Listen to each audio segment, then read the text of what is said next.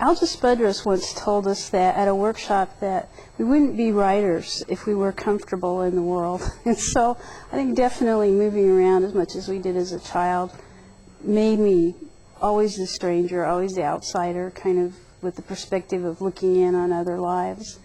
And probably attracted me a lot to science fiction, where the theme of the other is pretty constant. I'm an engineering corporation brat instead of an Army brat. My dad went to work for as a purchasing agent for an engineering corporation, and we didn't start moving till I was 9 years old. So when you consider that I went to the same school the first 4 years and the same school the last 3 years, 13 schools is quite a few schools. Yeah, I love Tulsa. It was my favorite place that we ever lived, and I couldn't wait to come back here. And I had a scholarship to go to the University of Tulsa, so I was able to come back. And my family wouldn't stay put anyway. They were going to be moving around, so it didn't do any good to go to college where they were, because they'd just move off and leave me. So this was always my home. Andre Norton, she's one of my big favorites when I started out, and C.J. Cherry was a big favorite, Anne McCaffrey.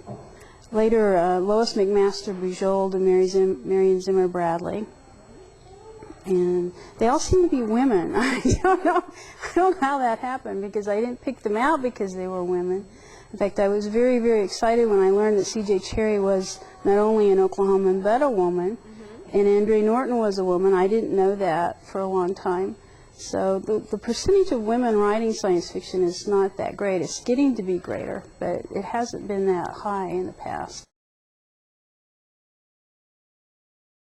No, that was very exciting and unexpected, because both times, well, the first time was the first time I'd ever made the preliminary ballot, and then I made the final ballot. And then, of course, I wasn't expecting to make it again the next year, and then it happened again the next year. So that was pretty neat.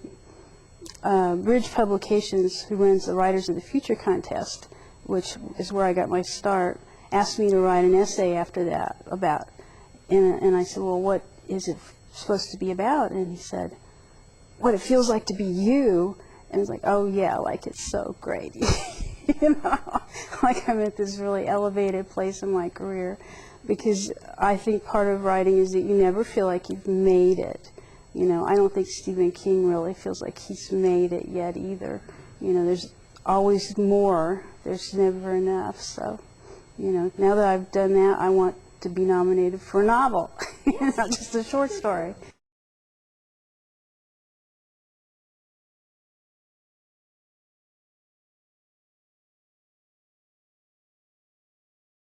I'm a teacher, so I have the summers off, and I always work part-time because I have too much energy to stay home. I just can't do it. And my husband wasn't very happy with me because it hurts our taxes, because part-time work is not taxed as heavily as regular work. So he said, you've always wanted to be a writer. Why don't you stay home and write this summer? He's like, you know, you won't make any money doing that. So it'll be a really safe thing for you to do.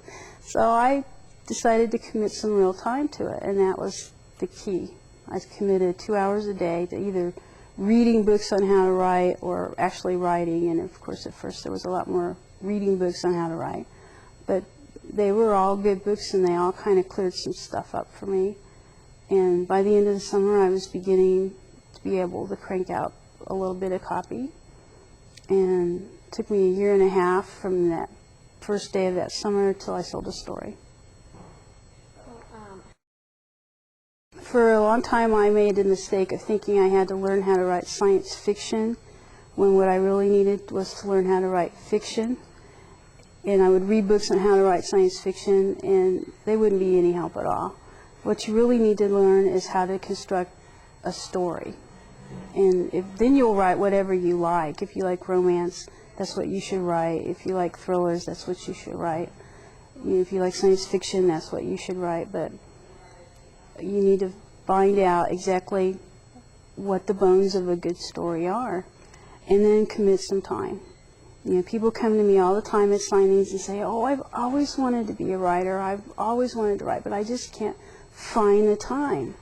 And it's like, you'll never find the time. There is no time. You know, you have to give up a lot of other things to be a writer. And I gave up a lot of things when I took up this obsession. And some of them I miss. You know, I don't watch TV anymore. I don't work out, which is not very good for me. I used to dance with a couple of performing folk dancing troupes. I don't do that anymore.